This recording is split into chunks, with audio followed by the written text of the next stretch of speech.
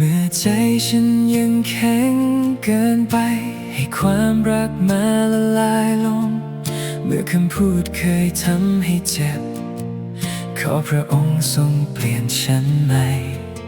ให้มือฉันยื่นไปหาเขา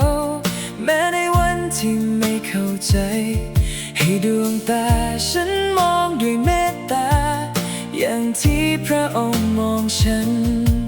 เพราะพระองค์ทรงรักเราแล้วก่อนเราจะรู้จักทาง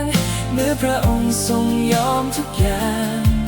ใจฉันจึงตอบกลับไปจงรักซึ่งกันและกัน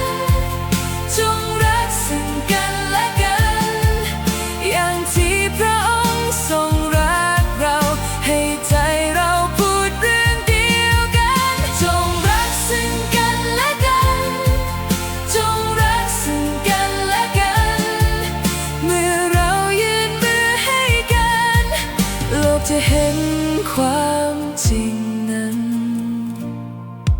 เมื่อความกลัวชั่วในถอยนี้ขอให้ฉันไม่หันหลังเมื่อความต่างทำให้ห่างไกล